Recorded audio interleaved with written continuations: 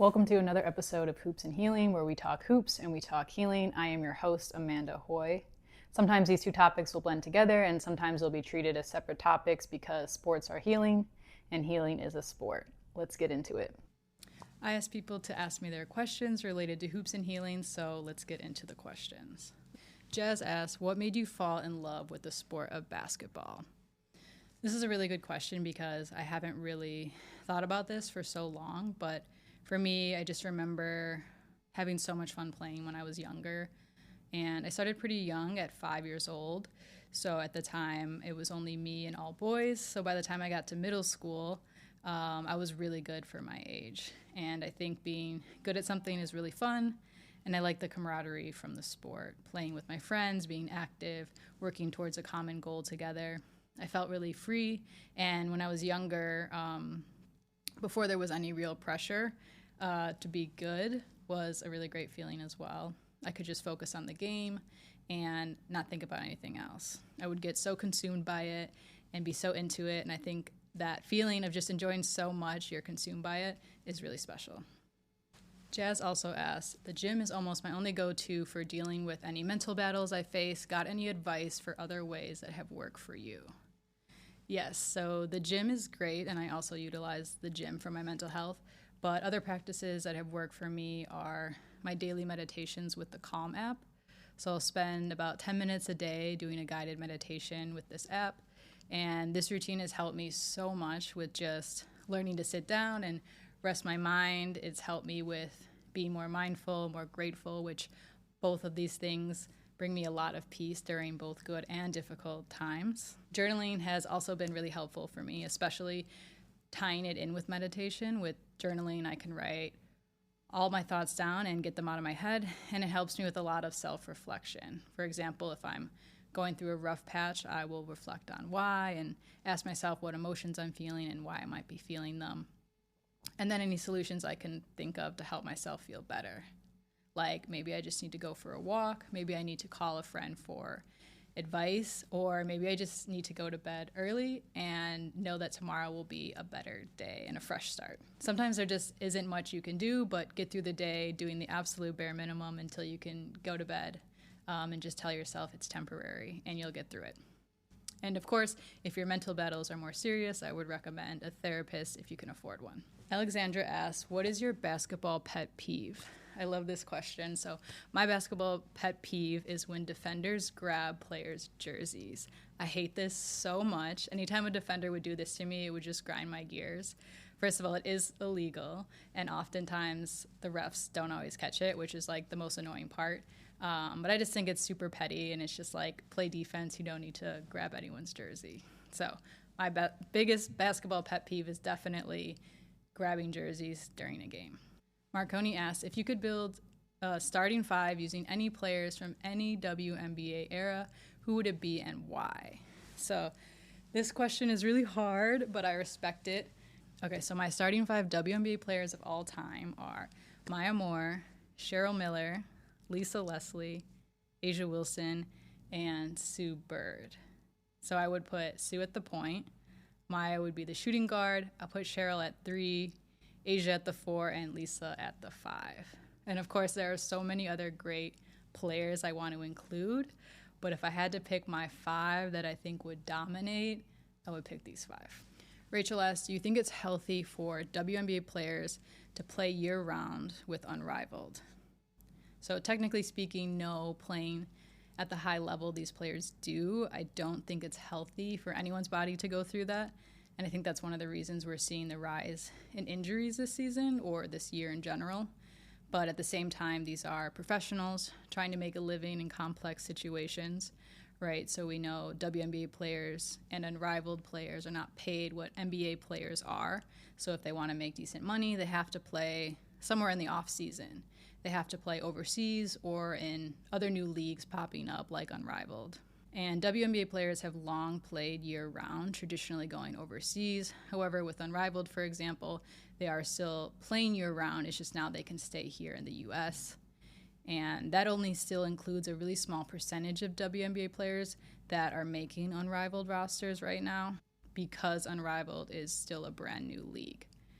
If these players weren't playing in Unrivaled, they'd be going overseas anyways. But I am sure if the W were to pay them a lot more money, they could and would rest more during the off season. I think the only players right now who can really do that are Caitlin Clark and Asia Wilson, due to the money they make from their brand deals off the court, for example.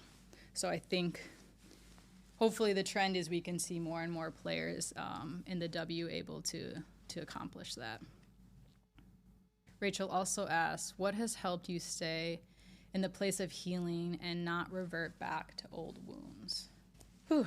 Okay, this is a really, really good question, and I want to start by saying I have not yet mastered this, just so we're clear. I chose the name Hoops and Healing to, one, talk about basketball because I love the sport, but also just to start and have conversations around healing and hear different perspectives and practices from other people. So I'm still very much a work in progress, but with that said, since I have started my more serious healing journey about a year and a half ago, I would say what helps me not revert back to old wounds is just having those hard conversations with myself in the mirror, right? Like really taking a hard look at myself and asking, what do you want to get out of this life? What are your intentions? What are your core values? And what is going to make you happy at the end of the day? And I think when you set those intentions right, you have a really strong foundation to rely on, even when you're not feeling so strong in the moment. Something I do now is I'll ask myself, what would the Amanda who loves herself do in this situation? And I think that's a really powerful question to ask yourself, especially in low moments, because if you're truly honest with yourself, you're probably already going to know the answer, especially if you've already been putting in the work to really get to know yourself and take care of yourself. You might have these old triggers still, but you yourself are new and you have new tools in your back pocket. So just taking the time to step back and reflect and ask yourself, am I triggered right now? What am I feeling? Why am I feeling this way? And what can I do right now to help myself and be kind to myself? And that includes all the positive, healthy habits you've been working on and not reverting back to your old habits that made you unhappy. So for me, it's really just about asking yourself, do I really want to get better? Or am I just going to keep repeating the same bad habits that aren't serving me? And I believe you just really have to want to change that about yourself. Samaya asks, if you could play for a WNBA team, which team would you play for? Rate your top 3. Okay, so I have to pick Chicago because I live here, and I do believe Chicago is the best city in the entire world. So I think it would be great to play for my city. After Chicago, I would pick probably Minnesota, just because their franchise is so iconic, especially from the Maya Moore years. And even though in recent years they've been really great but haven't won, I still believe they're an iconic team. And it's still the Midwest, so, pretty close to Chicago. And then the third team I'd want to play for would probably be the Aces, just because I want to play with Asia. I think playing with Asia would be crazy, and I would just give her the ball the entire game. Every play, I would just be like, give the ball to Asia, get out of the way. Dave asks, what makes someone like Kelsey Mitchell continue to play even when her body is shutting down? So for those that don't recall, in the semifinals this year, Kelsey had a health scare where her body just completely shut down and she couldn't play anymore. She's okay now, but in the moment it was pretty scary. So I would say just her unstoppable drive and passion for the game. I think even when her body was done, her mind wasn't, and if it were up to her, she would keep going.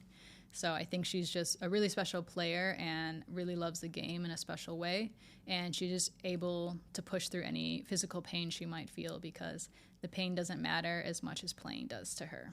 Brittany asks, how has basketball helped you with growth and healing? So basketball has helped me a ton with growth, quite a bit. I think one of the greatest lessons basketball taught me is perseverance. Even if you're tired or if you're struggling physically, mentally, spiritually, there's still time on the clock. You have to perform. So you have to show up and you can't give up. It taught me to really have a fourth quarter mentality in life, and I'm really grateful for learning that lesson through the sport. Randy asks, do you have tips for someone wanting to get into women's basketball but doesn't know where to begin? Yes, so my advice for someone wanting to get into women's basketball and is brand new to it, I would say first watch WNBA games. watch Unrivaled games, and also watch some clips on YouTube. So the WNBA and Unrivaled can be watched on TV or on streaming platforms. And if you're someone who might like the strategy of the game, you can look up highlight plays. Or if you're someone who's more interested in like the drama side of the game, you can YouTube things like WNBA viral moments on and off the court. The WNBA is great for top tier talent on the court, and I would say the tea off the court is also top tier. After that, I would say look up if there's any women's sports events in your city or near your city, or look into possibly attending some games in person. You can also try to find an online community through social media, whether that's following, women's sports content creators or just people who like to post that they're fans. Randy also asks, how did you know it was time to heal something? How do I not let something fester and begin the healing process? So I would say it's always time to heal something. I don't think there's anyone out there that has nothing to heal, but I would say it's more common in our world to start healing when you've hit a low point in your life. Like if you're constantly feeling miserable, unhappy, or unmotivated, that would be an indication that you should take your healing journey into your own hands. Of course, healing before you hit rock bottom is ideal, and not letting something fester, that really is up to you. You have to really want to heal and make significant changes in your life, and I think a lot of the time we don't because we're either too comfortable or too afraid to make changes. And I think a lot of the time as adults, we know the things we want to heal, but we might just tell ourselves we're not ready and push it away, which is totally normal, and you should always be patient with yourself. I know that in the past there were things I knew I needed to heal, but I just wasn't ready, and so I didn't. So I did let my wounds fester. I let them fester for a really long time.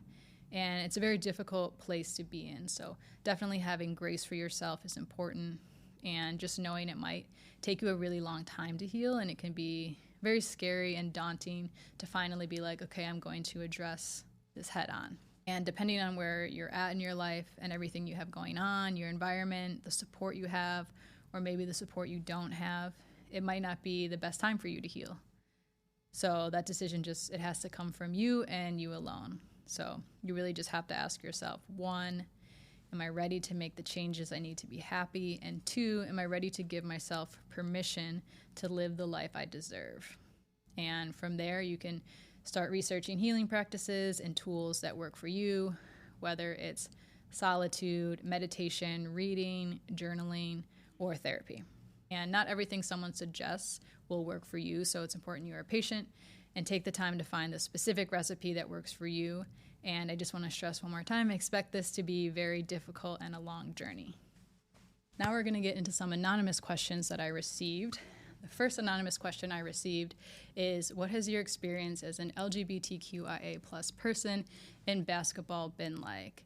I would say it's been up and down. When I was younger, it was much harder because I didn't really have queer examples growing up, nor was there much representation in the media.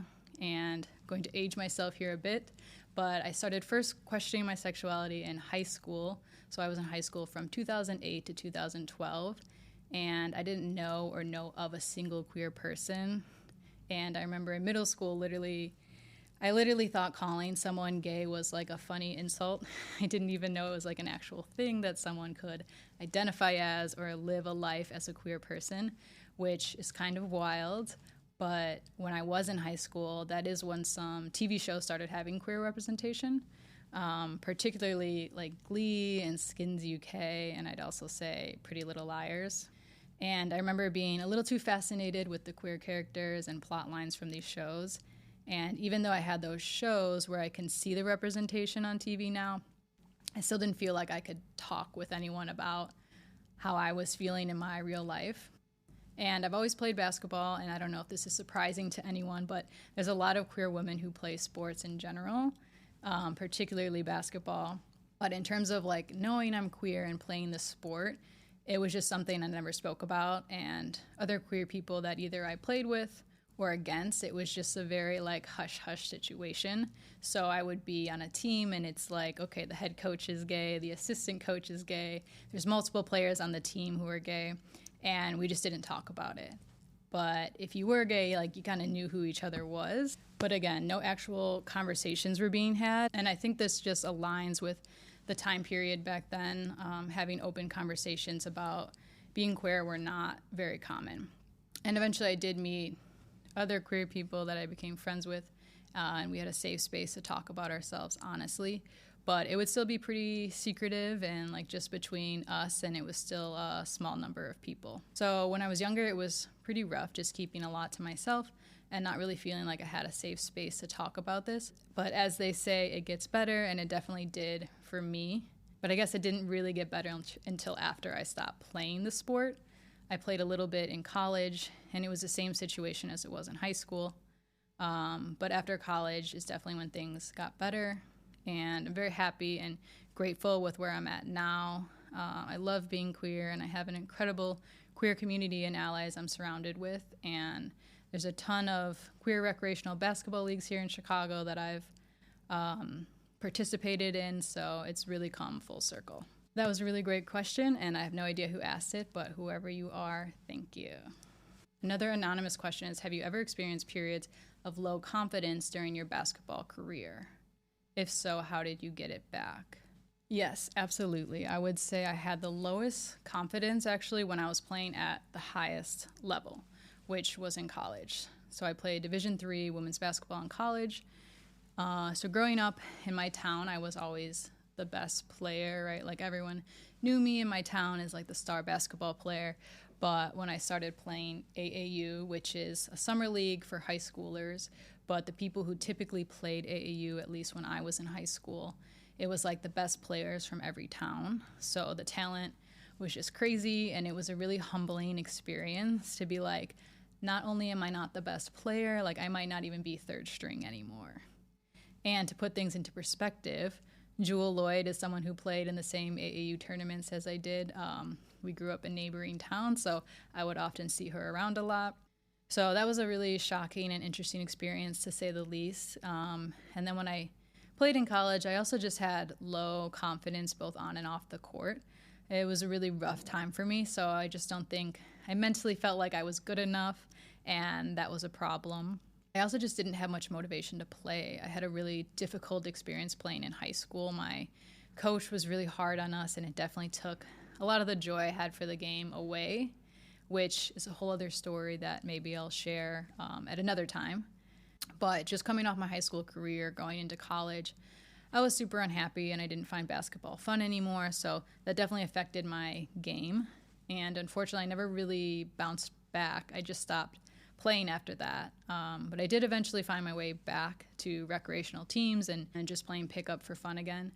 But I actually think it's really common for athletes to go through low confidence periods, whether it's a mental battle, maybe it's injuries, or just personal things getting in the way. But playing the sport is really hard. It's difficult, and it only gets harder with each level you go up. And that's why I have so much respect for the professional players.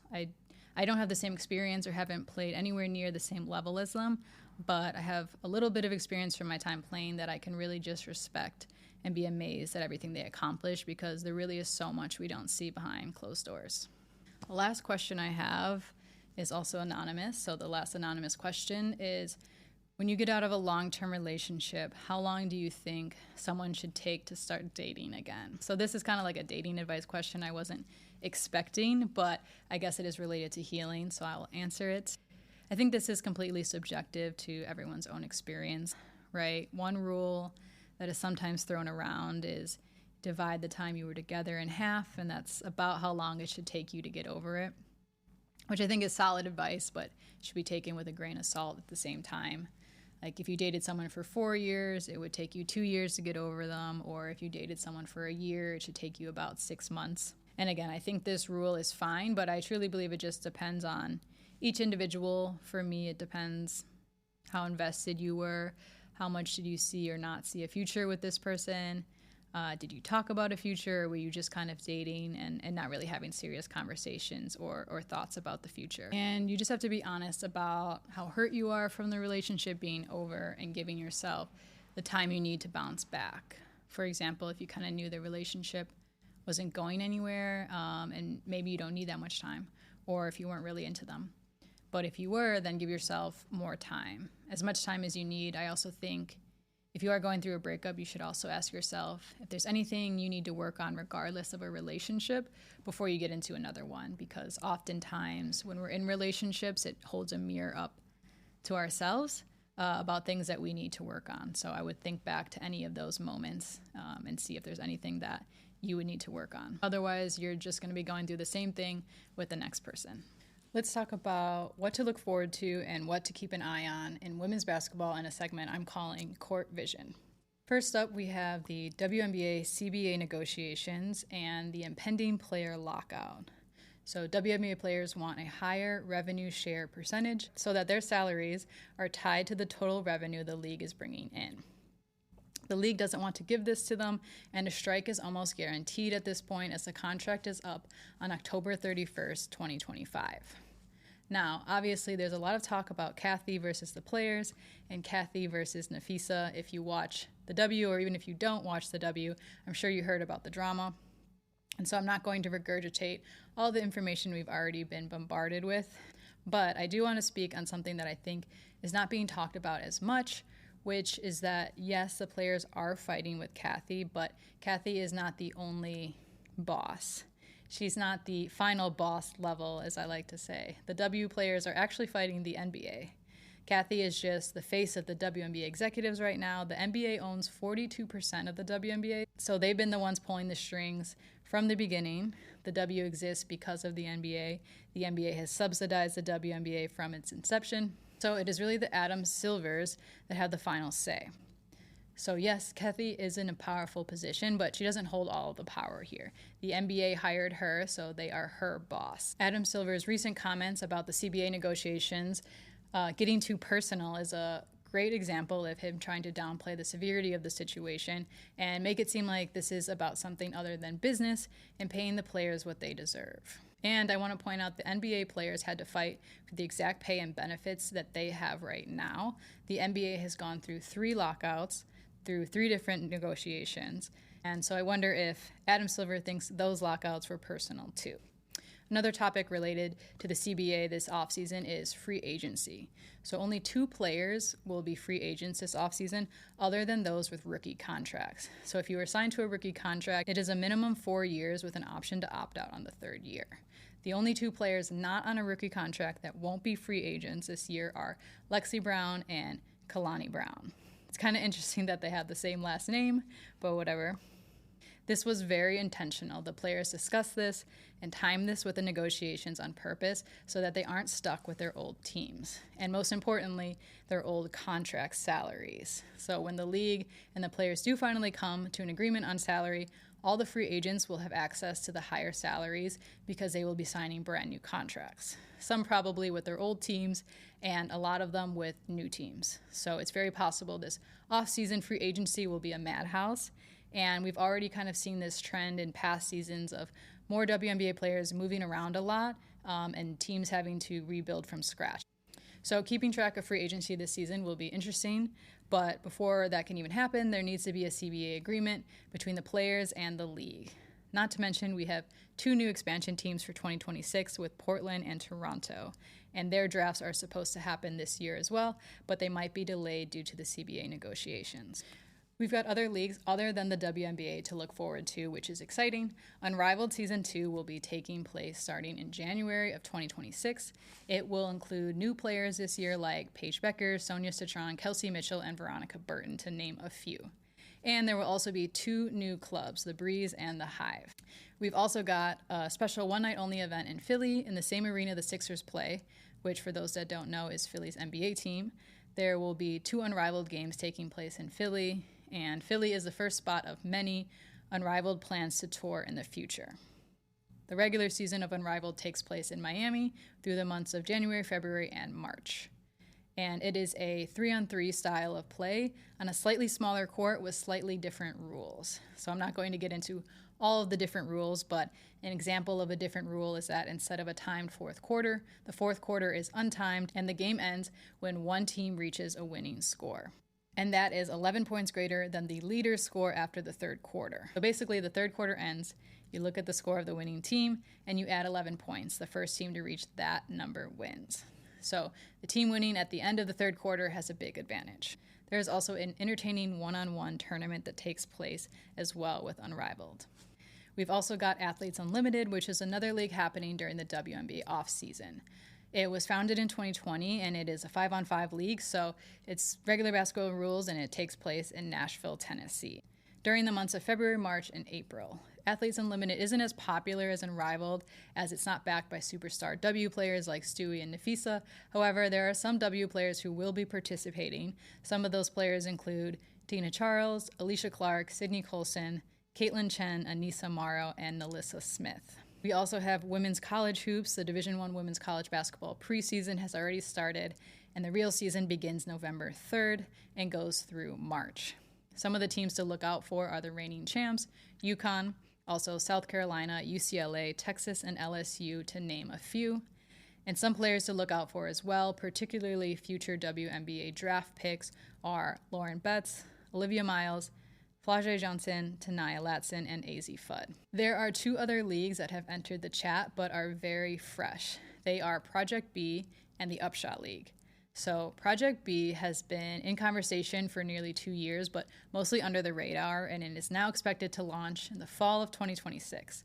This league allegedly would have 6 men's and 6 women's teams and take place in Asia, Europe, and Latin America, with players getting equity in the league similar to Unrivaled. However, no specifics on this have been disclosed yet. This would directly compete with the NBA schedule, but not the WNBA schedule. This league is being backed by some big names, most notably the Saudi Arabia Public Investment Fund, LeBron James, and Candace Parker, to name a few. Project B is a filler name right now, as the actual name of the league hasn't been announced. They are also claiming that they will be paying much higher salaries than the WNBA for the women's league. The style of play would also be 5-on-5, and there have been no actual players announced yet for this league, so there is still a ton that we don't know that is still unfolding. Now, the other league I mentioned, it is called the Upshot League, and it appears to be more of a G League type situation for women's players. It's expected to start in May 2026, and it will take place in the U.S., in the South particularly, including North Carolina, Georgia, and Florida, which the WNBA is currently lacking teams in the South, with only Atlanta and Texas having teams right now. So there is a market for women's basketball in the South, and it appears that this league could be a place for players to go that aren't making a WNBA roster, so that they can refine their skills similar to the NBA's G League. So if a player gets cut, they can go to this league and still play here in the U.S. and not have to go overseas, as the league would take place May through September, directly competing with the WNBA schedule. It's very interesting to me that there are so many other leagues popping up right now in women's basketball. I think people are seeing how the WNBA is, I don't want to say crumbling, but struggling right now and very clearly not treating their players right. So therefore other people are saying, well, hey, I want to start a league and here's how I would go about doing that. And I also think Unrivaled inspired some people with their success and audacity. Overall, I think more leagues are better. It gives players some options and opportunities to make money. I think it's bad for the WNBA since there's more competition with legs to compete with them, but the WNBA can still recover from this. They just need to pay their players more. And the last thing I'll say is launching and operating a league is very difficult. The success rate is not high. Obviously, it takes a ton of money to do so. So it'll be interesting to watch how each of these leagues develop. I'm going to end this episode by leaving you with an inspirational quote. Stop overthinking, these hoes can't fuck with you, Glorilla. Now I'm going to break down my takeaway from this quote. So the first part, stop overthinking, is really important. I used to struggle with overthinking so much. It just stems from, I think, caring too much about what other people think or how they might perceive you, especially if it's not how you perceive yourself. But at the end of the day, what they think does not matter, and you should live your life on your terms and do what makes you happy. And if this doesn't come naturally to you, that's okay. Just start small and keep working at it like you're working a muscle and you're building it. That's how I was able to shift my mindset, just by slowly working on caring what others think less and less, and shifting my focus to things like, well, this makes me happy, so I'm going to do it. Or simply, I want to do this, so therefore I'm going to do it. And the second part of the quote, these hoes can't fuck with you, means once you master the skill of not caring what others think about you, you are untouchable, you are unstoppable. It's pretty close, or as close as you're going to get to a human superpower. Thanks so much for watching. I really appreciate your time. Make sure to subscribe to my channel if you've enjoyed this episode, and you can also follow me on TikTok and Instagram at Hoops and Healing, as well as my personal account at amanda.mochi on Instagram, and I will link all of my handles in the description below. See you on the next episode.